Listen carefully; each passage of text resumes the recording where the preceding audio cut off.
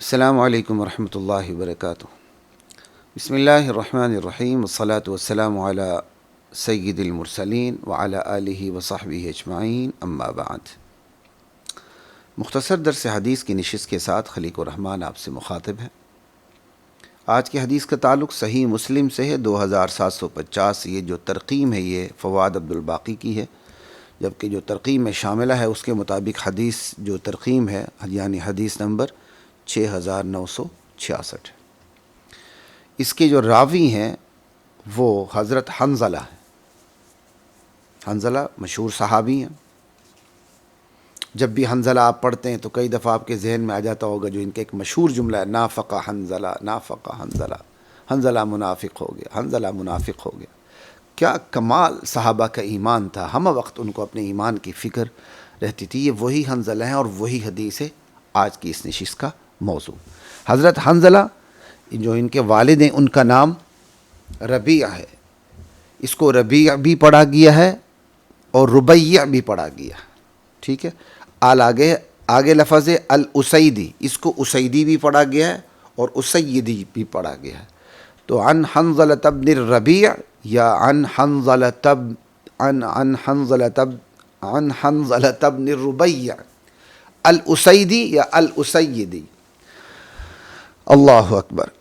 یہ صحابی ہیں۔ وکان من کتاب رسول اللہ صلی اللہ علیہ وسلم، یہ نبی علیہ السلام کے کاتبان وحی میں سے ایک کاتب تھے، وہی لکھا کرتے تھے۔ فرماتے ہیں حضرت حنظلہ خود، لقینی ابو بکر رضی اللہ عنہ، ابو بکر سے میری ملاقات ہوتی ہے۔ اللہ اکبر۔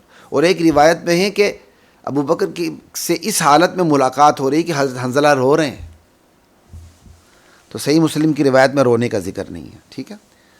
تو لقینی ابو بکر فقال، کہتے ہیں مجھ سے ابو بکر ملے اور مجھ سے پوچھا کیف انت یا حنظلہ، اے حنظلہ کیسے ہو آپ؟ کیا محبت بھرا جملہ ہے، کیف انت یا حنظلہ۔ اللہ اکبر۔ قال، حضرت حنظلہ کہتے ہیں میں نے کہا قلت نافق حنظلہ، حنظلہ کا کیا پوچھتے ہو ابو بکر، اب حنظلہ تو منافق ہو گیا ہے۔ اللہ اکبر۔ ہم سے کوئی پوچھے نا یار کیا حال ہے، ٹھیک ہے، ہم اپنی دنیا کی فکر کریں گے یا ناشکریاں بیان کریں گے۔ آپ دیکھیں ہمارا عموماً یہی ہوتا ہے، کسی کا کیا حال ہے، یہ بیماری ہے، یہ بیماری ہے، تجارت کا نقصان ہے، فلاں ہے، ٹمکانا ہے۔ اللہ کی نعمتیں بیان نہیں کرنی، ہم نے قسم کھا رکھی ہے۔ اور صحابہ کو فکر دیکھیں، ابو بکر پوچھتے ہیں کیف انت یا حنظلہ، حنظلہ کیا کہتے ہیں، نافق حنظلہ، حنظلہ منافق ہو گیا۔ حضرت ابو بکر تعجب کرنے لگے، سبحان اللہ ما تقول، سبحان اللہ کیا کہہ رہے ہو حنظلہ۔ حنظلہ، یہ سبحان اللہ تعجب کا لفظ، تعجب کے مقام پہ بولا جاتا ہے۔ عربی کیا کمال کی زبان ہے، تعجب کے مقام پر بھی اللہ کی توحید بیان ہو رہی ہے، اللہ کی تنزیہ، اللہ کی تقدیس بیان ہو رہی ہے، مقام تعجب میں بھی، مقام تعجب میں بھی۔ اور ہماری زبانوں میں ایک جملے کے ساتھ ماں بہن کی گالی لگتی ہے تب وہ جملہ مکمل ہوتا ہے۔ میں اپنے میرا ایک شاگرد ہے، اس کے ساتھ میں کشمیر گیا تو میں نے مذاکرت بعد میں کہا مجھے کشمیر کی آدھی زبان آتی ہے، آزاد کشمیر میں وہ جو پہاڑی ہند کو بولی جاتی ہے۔ وہ کہتے کیسے؟ تو اس وقت میں نے اس کو وہ گالی کے جملے 2 جملے میں نے پڑھ دیے۔ میں کہا جو جملہ بولے اس کے ساتھ یہ 2 گالیاں دے دو، آدھی مجھے تمہاری زبان آتی ہے۔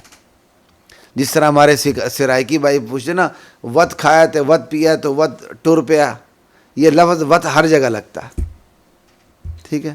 تو خیر بات کہاں سے کہاں چلی گئی، آپ کو یہ بتانا مقصود تھا۔ عربی زبان کی خوبصورتی دیکھیں، مقام تعجب میں بھی اللہ کی توحید، اللہ کی تسبیح بیان ہو رہی ہے۔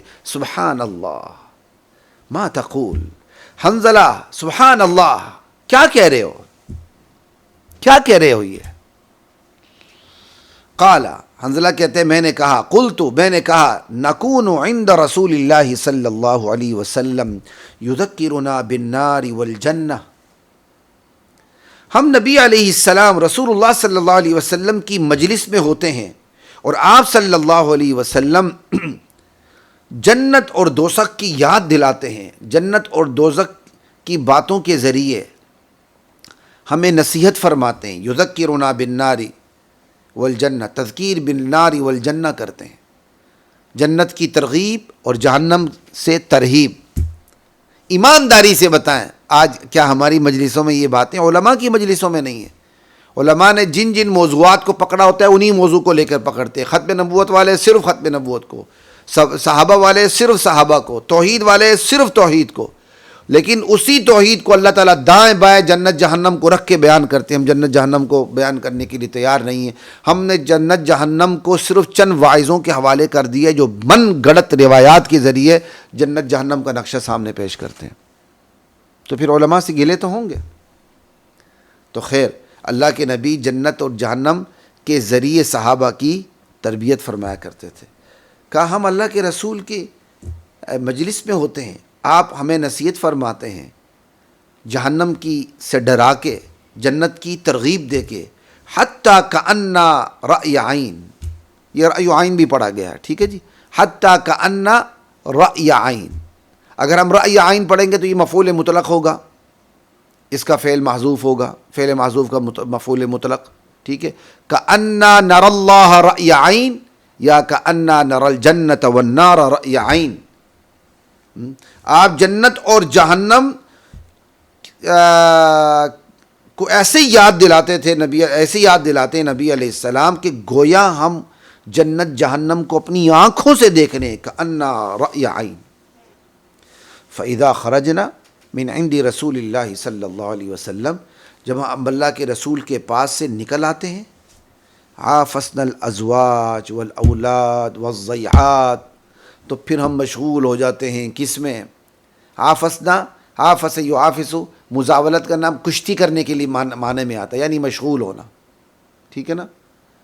اور کھیل کود میں مصروف ہونا. ہم کھیل کود میں مصروف ہوتے ہیں کن کے ساتھ؟ بیویوں کے ساتھ، بچوں کے ساتھ، والضیعات، اپنی جائیدادوں کے ساتھ. ضیاع کہتے ہیں وہ ضیاع ہر اس چیز کو کہتے ہیں جس سے بندے کا معاش وابستہ ہوتا ہے. وہ جاگیر ہو، وہ کاروبار ہو، وہ زمین ہو، وہ کھیتی باڑی ہو، وہ تجارت ہو، ٹھیک ہے. ضیاع، یہ علامہ طیبی نے بڑا اچھا مطلب بیان کیا ضیاع کا. ما یکون معاش بہ کالزراع والتجارہ. اچھا، والضیعات.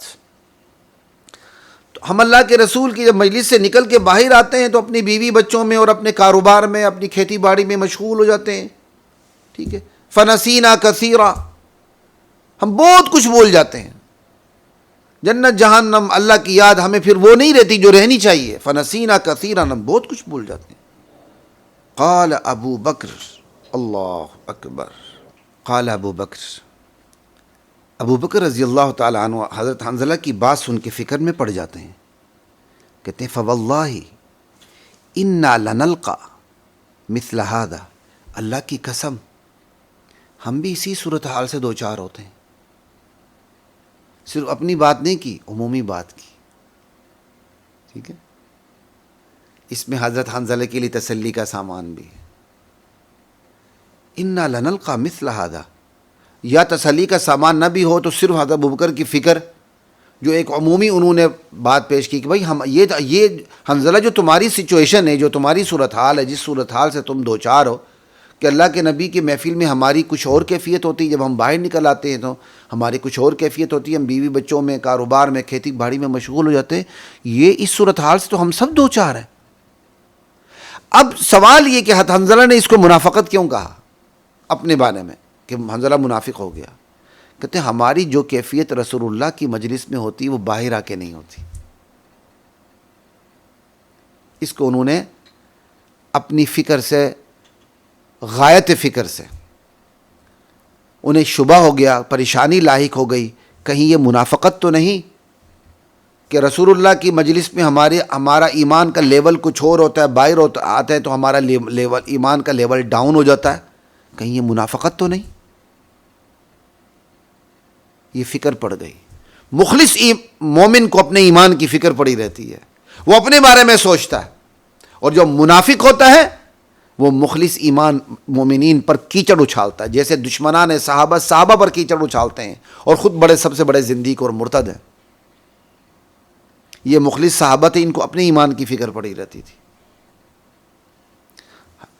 تو ابو بکر سن کے کہتے ہیں بھائی یہ صورتحال سے تو ہم سب دو چار ہیں کہ رسول اللہ کی مجلس میں جو ہمارے ایمان کا لیول ہوتا ہے وہ باہر نہیں ہوتا.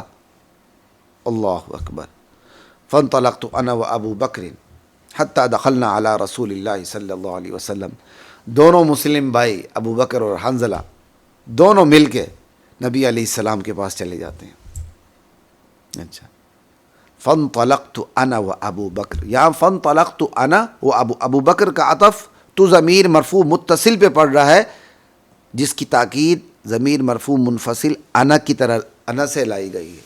یہ ضربت انا وزید کی طرح ترکیب ہے جو ہدایت النحو میں پڑھائی جاتی ہے. خیر ایک بات آ گئی عوامی درس سے، میں کوشش کرتا ہوں کہ یہ زیادہ باتیں نہ ہوں، لیکن کچھ اپنا شوق بھی ہے تو باتیں آ جاتی ہیں. فانطلقت انا وابو بکر حتى دخلنا على رسول اللہ صلی اللہ علیہ وسلم قلت نافق حنظلہ.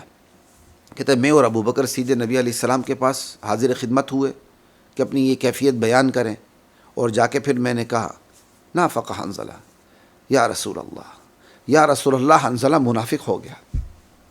اللہ اکبر. فقال رسول اللہ صلی اللہ علیہ وسلم وما ذاک. رسول کریم صلی اللہ علیہ وسلم جواباً ارشاد فرماتے کیا ہوا بھائی، یہ کیا معاملہ ہے، یہ کیا بات ہوئی، یہ کیا بات ہے. وما ذاک، کاف ضمیر خطاب ہو گیا. ذا ما کیا، ذا یہ. بھائی یہ جو تم کہہ رہے ہو یہ کیا ہے، یہ کیا بات ہے. یعنی تحقیق تفتیش کے لیے آپ نے یہ بات ارشاد فرمائی.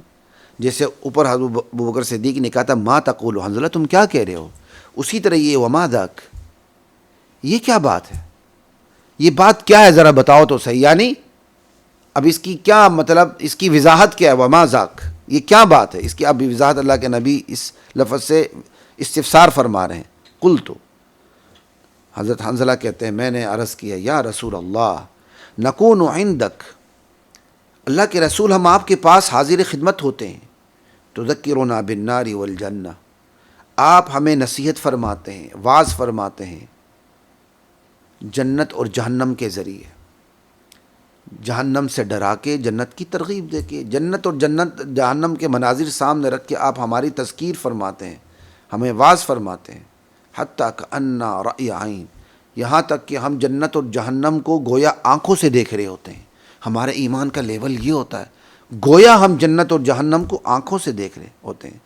فَإِذَا خَرَجْنَا مِنْ عِنْدِكَ، اور جیسے ہی ہم آپ کے پاس سے باہر آتے ہیں آپ کی مجلس سے، عَافَسْنَا الْأَزْوَاجَ وَالْأَوْلَادَ وَالضَّيْعَاتِ. اللہ اکبر.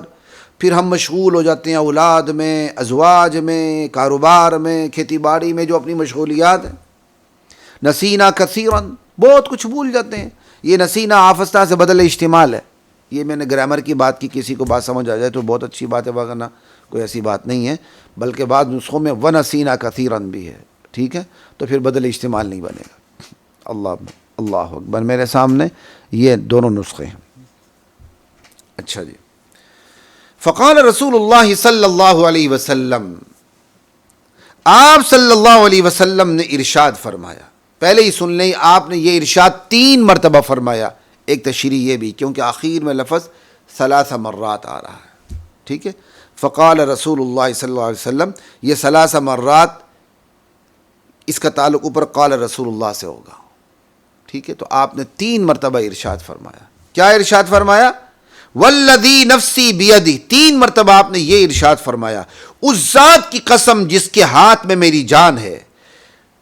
اللہ اکبر. الا تدومون علی ما تکونون عندی. اللہ اکبر. اور ایک روایت میں لفظ ان ہے، کیا کہتے ہیں، لفظ ان ہے ہی نہیں، والذی نفسی بیدی لو تدومون علی ما تکونون عندی ہے. اور جو میرے پاس ایک اور نسخہ ہے اس میں ان کا لفظ کا اضافہ بھی ہے، بات ایک ہی ہے. اچھا. والذی نفسی بیدی الا تدومون علی ما تکونون عندی. اگر تم اسی حالت پر برقرار رہو، ہمیشہ رکھو جس حالت میں تم، جس کیفیت میں تم میرے پاس ہوتے ہو. وفی ذکری، اگر تم اسی حالت میں دائمی طور پر رہو، اگر تم دائمی طور پر رہو ذکر خداوندی میں، جنت جہنم کو سامنے رکھتے ہوئے، اللہ کو یاد کرتے ہوئے تمہاری یہی حالت رہے، تو وفی ذکری اس کا عطف فی ذکر کا علی ما تکونون پر ہے. یعنی لو تدومون فی الذکر، یہ عطف تفسیری ہو جائے گا۔ بہرحال مطلب یہ اس ذات کی قسم جس کے ہاتھ میں میری جان ہے، اگر تم اسی کیفیت میں رہو جو کیفیت تمہاری میرے پاس ہوتی ہے، ذکر خداوندی کے اندر تم رہو، لصافحتکم الملائکہ علی فروشکم وفی طرقکم، تو تم سے ملائکہ مصافحہ کرنے شروع ہو جائیں تمہارے بچھونوں پر، بستروں پر، تمہارے راستوں پر، آنے جانے کے راستوں پر۔ تمہاری وہی کیفیت جو تمہاری میری مجلس میں ہوتی ہے، تم اسی کیفیت پر 24 گھنٹے برقرار رہو تو فرشتے تم سے آ کے راستوں میں، تمہارے بستروں پر، تم بچھونوں پر تم سے سلام مصافحہ شروع کر دیں۔ وَلَكِنْ يَا حَنْظَلَةَ سَاعَةً وَسَاعَةً 3 مرات، لیکن اے حنظلہ، یہ وقت وقت کی بات ہوتی ہے۔ ایک وقت میں بندہ اللہ کو یاد کرتا ہے، دوسرے وقت میں اپنے کھیتی باڑی میں مشغول ہوتا ہے، اور ایک اور وقت میں وہ اپنے بچوں کے ساتھ مصروف ہو جاتا ہے۔ اللہ تعالیٰ نے یہ پابندی نہیں رکھی کہ تم دائماً 24 گھنٹے فرشتوں کی طرح ذکر خداوندی کے اندر رہو۔ یہ اللہ تعالیٰ نے تمہیں دنیا میں بھیجا ہے، یہاں کیا کہتے ہیں، تم نے اللہ کی عبادت بھی کرنی، اور اپنی جان اور اپنے مال اور اپنی نسل اور اپنی عقل، مقاصد شریعہ کو سامنے رکھتے ہوئے تم نے چلنا ہے، اور اپنی اولاد کے لیے روزی روٹی کا بندوبست کرنا ہے، بیوی بچوں کو ساتھ لے کے چلنا ہے۔ تو ایک وقت میں تم اللہ کا ذکر کرتے ہو، دوسرے وقت میں تم بیوی بچوں کے ساتھ مصروف ہوتے ہو۔ یہ وقت وقت کی بات ہوتی، کوئی مذائقے والی بات نہیں۔ آپ نے پورا ارشاد 3 مرتبہ فرمایا، یا ولیکن یا حنظلہ ساعتن وساعتن 3 مرتبہ فرمایا، یا صرف ساعتن وساعتن 3 مرتبہ فرمایا۔ اس کو علامہ طیبی نے آخری لفظ کو ترجیح دی کیونکہ یہ تو یقینی طور پر ہے نا، باقی یقینی طور پر شامل نہیں ہو سکتے، ساعتن وساعتن تو ہے ہی۔ 3 مرتبہ آپ نے یہ ارشاد فرمایا کہ یہ وقت وقت کی بات ہوتی ہے کہ ایک وقت میں بنتا کیا کہتے ہیں مصروف ہوتا ہے، ساعتن فی الحضور والذکر وساعتن فی مخالطۃ الاولاد والازواج وفی ملاعبتہم، سمجھ آئی؟ ایک وقت میں اللہ کے ذکر میں، خالص اللہ کے ذکر میں مصروف ہوتا ہے، دوسرے وقت میں بندہ اپنے بچوں کے ساتھ مصروف ہوتا ہے۔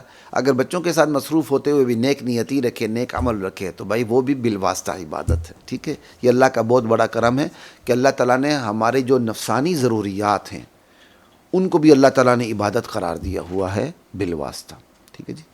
تو حضرات محترم، یہ ہوئی آج کی نشست کی یہ حدیث۔ اس سے ہمیں کیا سبق ملتا ہے؟ یا ایھا الذین آمنوا اتقوا اللہ، اے ایمان والو اللہ سے ڈرتے رہا کرو، ولتنظر نفس ما قدمت لغد، ہر جان اس فکر میں رہا کرے کہ کل کے لیے اس نے کیا سامان کیا۔ صحابہ اسی آیت کی عملی مثال تھے، ہم وقت اپنے ایمان کی فکر کرتے تھے۔ حنظلہ کو دیکھو نا رضی اللہ عنہ، اپنے آپ کو منافق کہہ دیا، فتویٰ لگا دیا، نبی علیہ السلام سے جا کے استغفار فرمایا، نبی علیہ السلام سے جا کے اپنے ایمان کے متعلق پوچھا، تسلی کی۔ اللہ اکبر، اللہ ہمیں بھی اپنے ایمان کی صحابہ کی طرح فکر کرنے کی توفیق عطا فرمائے۔ جب ہم اپنے ایمان کی فکر صحابہ کے نقش قدم پر کریں گے، پھر صحابہ کے خلاف فتوے نہیں لگائیں گے، صحابہ کے خلاف قلم کے نشتر نہیں چلیں گے، بلکہ صحابہ کو معیار حق کو ایمان سمجھ کر صحابہ کی پیروی میں ہم اپنے ایمان کو بڑھائیں گے۔ اللہ کی ذات مجھے آپ کو آنے والے رمضان کی تیاری اور اس کے لیے زندگی بھی نصیب فرمائے۔ السلام علیکم ورحمۃ اللہ وبرکاتہ۔ وَلَقَدْ أَنزَلْنَا